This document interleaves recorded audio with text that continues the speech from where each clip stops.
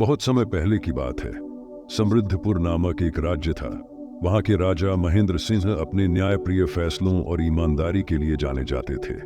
राज्य में सभी लोग राजा का आदर करते थे क्योंकि वह हमेशा प्रजा के हित में निर्णय लेते थे।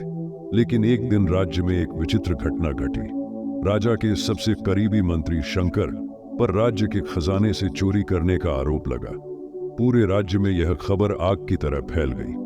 लोग यह जानने के लिए उत्सुक थे कि राजा इस मामले में क्या फैसला करेंगे, क्योंकि शंकर उनका सबसे विश्वास पात्र मंत्री था। शंकर ने राजा के सामने आकर अपने बचाव में कहा, महाराज, मुझ पर लगाए गए सभी आरोप झूठे हैं। मैंने कभी खजाने से कुछ नहीं लिया। मुझे किसी ने फंसाने की कोशिश की है। राजा महेंद्र सिंह ने शांत भाव से शंकर की बात सुनी, लेकिन यहां बात खजाने की थी।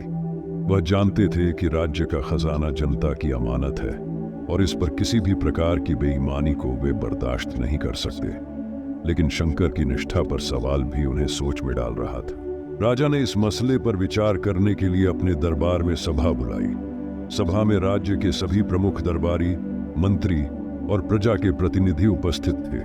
राजा ने सभा में घोषणा की, शंकर पर लगाए गए आरोप बहुत गंभीर हैं, लेकिन मैं चाहता हूं कि सच का पता लगाया जाए ताकि निष्पक्ष न्याय हो सके।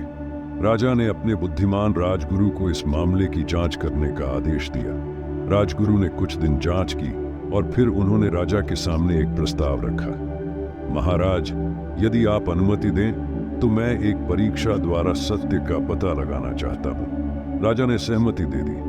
अगले दिन राजगुरु ने दरबार में सभी को बुलाया और कहा, हमारी जांच में चोरी का कोई ठोस सबूत नहीं मिला, लेकिन सत्य की पहचान के लिए एक परीक्षा आवश्यक है।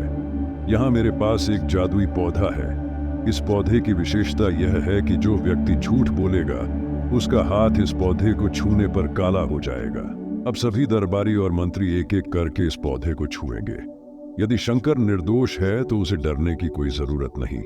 शंकर को इस परीक्षा का डर लगने लगा, लेकिन उसके पास कोई विकल्प नहीं था।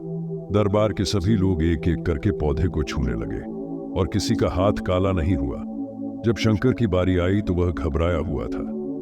उसने धीरे से पौधे को छुआ और वापस अपनी जगह पर चला गया। अब राजगुरु ने सभी के हाथों को एक एक करके चेक किया।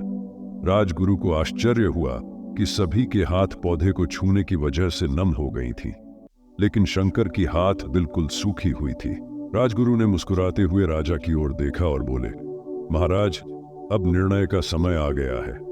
दरअसल यह पौधा साधारण है, इसमें कोई जादू नहीं है, लेकिन जिसने चोरी की है वह इस डर में रहेगा कि पौधा उसे पहचान लेगा। इस डर से वह पौधे को ठीक से छूने की बजाय हल्के से छूने की कोशिश करेगा ताकि उसके हाथ पर निशान ना आए। शंकर ने ऐसा ही किया। राजा समझ गए कि शंकर ने चोरी की थी।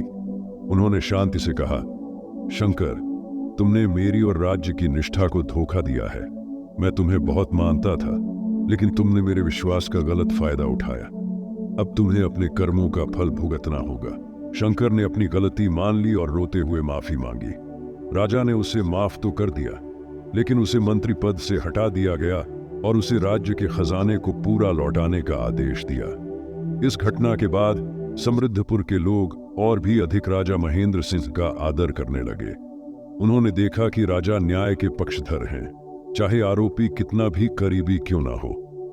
कंक्लूजन: सच्चा न्याय वह है जहां व्यक्तिगत रिश्तों को नहीं बल्कि सत्य को प्राथमिकता दी जाती है। चाहे करीबी लोग हों या पराये, न्याय हमेशा निष्पक्ष होना चाहिए।